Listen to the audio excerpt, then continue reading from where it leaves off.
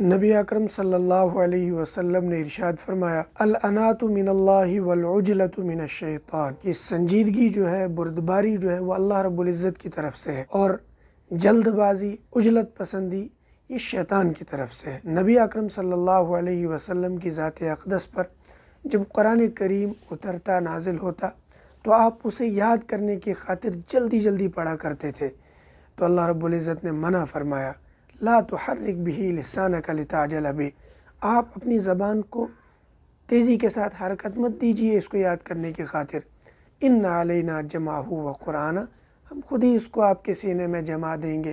اور قرآن نے ہی اس بات کو بھی واضح کیا، انا نحن نزلنا الذکر وانا لہ لحافظون، کہ ہم نے اس ذکر کو اتارا ہے، ہم خود ہی اس کی حفاظت بھی کریں گے۔ تو بہرکیف حدیث کو سمجھتے ہیں۔ حدیث پاک میں نبی اکرم صلی اللہ علیہ وسلم کا جو فرمان ہے وہ یہ ہے کہ جب بھی انسان کوئی قدم اٹھاتا ہے، کوئی بھی روش اختیار کرتا ہے، کوئی بھی معاملات طے کرتا ہے، تو اگر اس معاملے کو طے کرتے ہوئے وہ جلدی مچاتا ہے، سوچ و وچار کے بغیر کسی غور و فکر کے، تدبر کے، فوراً بس خیال آیا چل پڑا اس طرف، تو یہ جو چیز ہے، اس چیز سے منع فرمایا ہے کہ یہ اللہ کی طرف سے نہیں ہے، یہ شیطان کی طرف سے ہے۔ عجلت پسندی، جلد بازی، یہ شیطان کی طرف سے ہے۔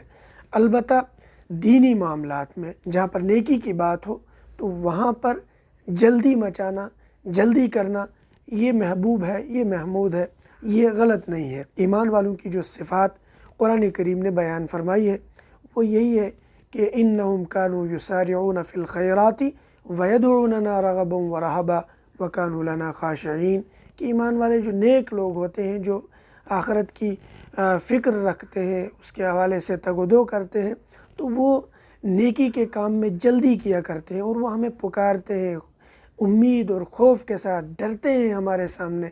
تو یہ ایمان والوں کی صفات ہے۔ شارح مشکات ملا علی قاری رحمۃ اللہ علیہ فرماتے ہیں کہ نیکی کے کام میں ابتدا میں، جب کسی بھی نیک کام کی ابتدا کرتا ہے کوئی بندہ، تو اس میں جلدی مچانا یہ تو محبوب ہے، یہ پسندیدہ عمل ہے۔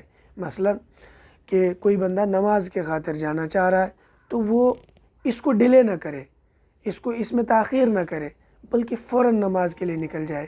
البتہ پھر نماز کو آرام کے ساتھ، سکون کے ساتھ، وقار کے ساتھ، سنجیدگی کے ساتھ ادا کرے، اس میں پھر جلدی نہ مچائے۔ اس میں اگر وہ جلدی مچاتا ہے تو یہ چیز پھر شیطان کی طرف سے ہو جائے گی۔ البتہ ابتدا میں جو اس نے قدم اٹھایا تو وہ اللہ رب العزت کی طرف سے ہی ہوگا۔ تو اللہ رب العزت ہمیں سنجیدگی اور وقار اور ٹھہراؤ کے ساتھ ہر کام کرنے کی توفیق عطا فرمائے، اور شیطان کے ہر مکر اور ہر اس کی چال اور ہر اس کے طرق سے ہماری حفاظت فرمائے۔ آمین۔ السلام علیکم ورحمۃ اللہ وبرکاتہ۔